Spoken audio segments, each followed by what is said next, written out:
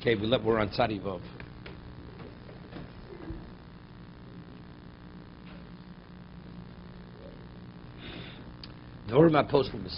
What invalidates schach?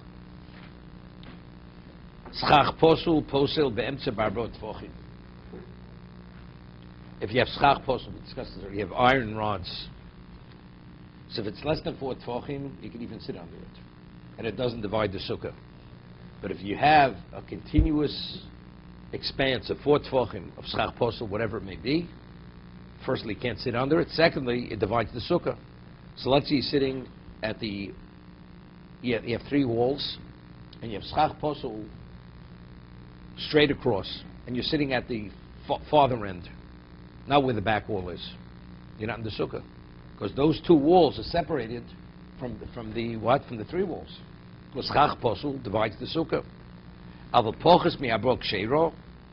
If it's less than 4 tvochim, the sukkah is kosher, doesn't divide the sukkah. Not only that, you can even sleep under it. Okay? However, minatzad in apostle Abrahamus. Right? This is dofen akuma.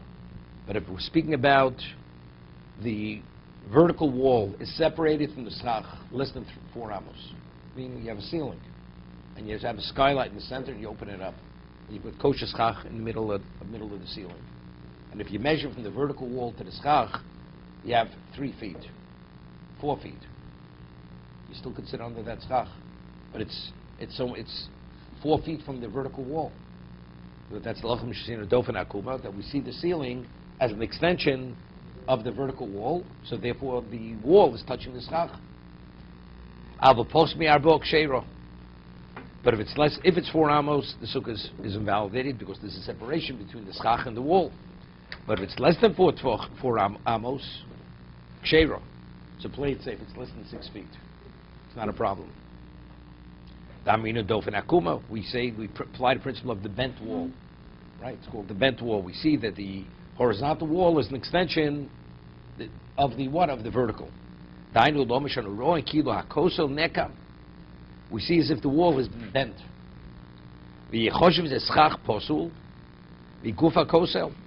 So it's the equivalent of the wall.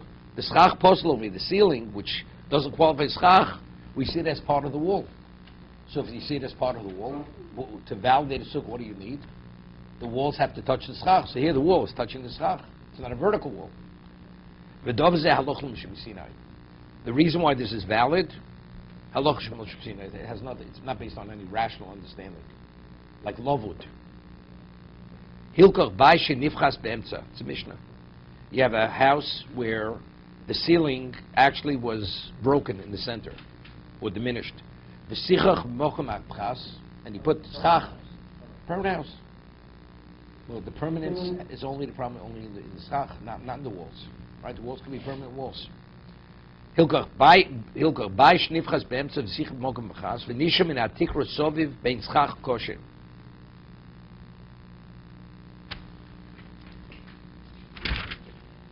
The ksol post barabams. Now we're talking about on all sides. The center of the ceiling is removed, and now on all sides, to all 4 walls, you have less than 4 amos from the ceiling to the back wall, to the vertical wall. No, it's not. That's the chiddush. That's the chiddush. No, because you may say here the chiddush you say from all sides, right? Here we're applying dofen akuma. No. Dofen akuma means you take the horizontal ceiling and we see it as an extension of the vertical wall, and therefore we call it a bent wall. It's bent. The wall's normally vertical. It's a bent wall. So the Gemara says you would think maybe that's only on one side, right? If you're working it out from one side, what about if it's coming from all 4 sides? The center of the ceiling fell in, and you put it in the center. But so on all sides you have ceiling. The area that surrounds the schach is the original ceiling, right? Essentially, if you have a roof with a skylight, as long as the skylight is in the center, it's less than 4 amos every feet to each wall. It's valid, and there are people.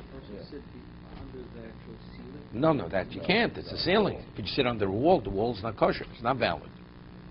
Umiu and Yeshenim Tachtov. That's what the Mechaber says. But you sleep under that, you can't. It's like sleeping under the wall.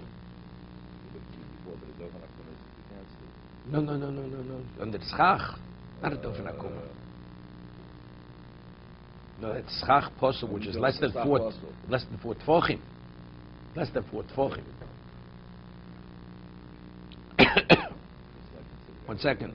Umiu ein yeshenim tacht kol zman sheish bo. He validates it. He's qualifying. Kol sheish bo abro tefachim. If it's less than 4 tefachim, you could sleep under it.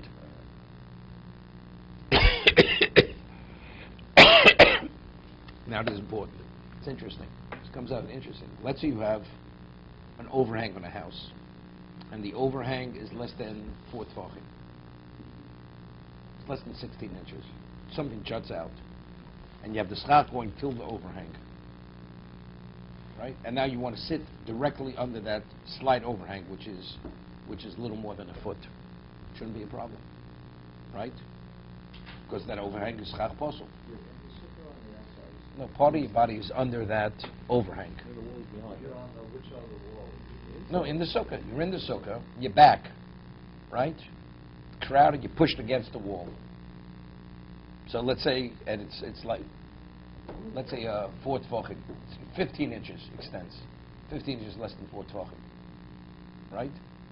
So a good part of your body is under the 15 inches, which juts out, and you have kosher schach beyond that. To see according to this. What juts out, that's schach posel, right? It's not valid. It's part of the house. Not dofen. We're not talking about dofen akuma here, right? You don't need dofen akuma. If it's a dofen, you're not going to be yotzei, right? It only becomes a wall. You need that. That's only if it's 4 tefachim or more. It's less than 4 tefachim. It's schach posel, right? So see whether you could sit under that. Right, but we'll see. We're talking about where you have valid schach. You have sufficient valid schach. Let's say you have a sukkah 50 by 50 or 10 by 10. So this is attached to that schach. So because it's attached to it, therefore we see it as part of a kosher sukkah. You're sitting under the roof of a kosher sukkah. I mean, the concept of schach posel that you can sit under is because we say it's like subsumed. It's subsumed by the kosher schach. Because it's attached to the kosher schach, we see it as part of the kosher schach. If it's 4, it's not subsumed. It's less than 4, we see subsumed doesn't mean bittul in terms of, like non-kosher falls into kosher. That's only if you don't notice it. You can't identify it. Here, I mean, you see it. You see the metal rod going across the sukkah. It's less than 16 inches. You can sit under it.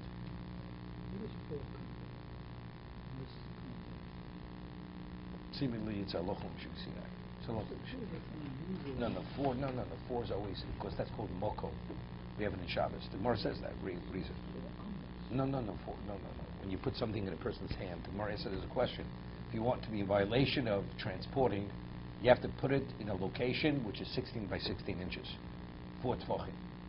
That's the Gemara's question, because the Mishnah says that if you put the item in the person's hand, you're in violation of hotzah. But a person's hand is not 4 tefachim. So more answers because the value of a hand, because of its versatility, it's the equivalent of that. But if it's any other location, if you want to put something on top of a parking meter, you realize you have something in your pocket. Put it on top of a parking meter.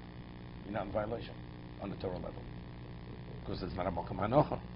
It's not, the surface is not 16-inch surface. You're not in violation. So that's always mokum. We had earlier, even though we don't rule this way, the question of sukkah gali sukkah. You have a duplex type sukkah, and let's say you have less than 10 tefachim from one level of schach to the next level of schach. We had earlier, right? It's valid, and you're sitting under the lower level. It's not that you have one sukkah on top of the other. You have to have 10 tefachim on the higher one that it should not be valid. Right? But there's one opinion, and that's what we ruled. There's one opinion that says 4 tefachim is sufficient. Because since 4 is already a location, 4 tefachim is sufficient, that we see that as a separate entity. We don't rule this way. We rule it has to be 10 tefachim to be considered a double structure. Because the way it's written sukas, even though we read it as sukkos, but the spelling is as if it's written singular. So therefore it's a sukkah achas v'shlo shtei sukkos. Maybe we say 4 by 4. In this case, it could be 4 by 20. What do we mean 4 by 20? It's E. Right, right. Well, the same thing. In the room, it's a 4 by 4 is the maximum. You have 4 by 20. No, also. That's a problem. Let's say it would be 3 by 20. No, then 4 by 20. Regarding what? Shabbos? Yes. More is not less. It has to have a certain status. 4 by 4 doesn't mean limited, so 4 by 20 definitely. 4 by 4 is considered a location. What is it, 3 by 20? No, that's what I said. It's not. It's not enough. No. It has to be in its location on all sides. It's not any. What about the 2 by 100? It's not. It has to be encompassed by a location. Location is what it's encompassed, what circumscribes it It's got to be 4 on each side. on each side, including where it lies. So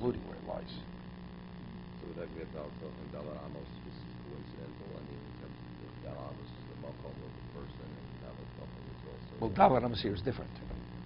Dalar Amos is different. No, they're two different things. Two Those different are things. Rishos. I mean, if you say Dollar, why would you say Dollar Amos? Dalar Amos, that's halachah b'shibisina. It's halachah b'shibisina. They're both halachah b'shibisina. Yeah. Right? Mavid Dalar Amos is a rabbi. Versus halachah b'shibisina. You transport something one point to another point, and the distance is 4 amos. It's considered transporting. You've taken it. That's equivalent. Take from one location to another location. It's a rishus. Okay, we will continue this.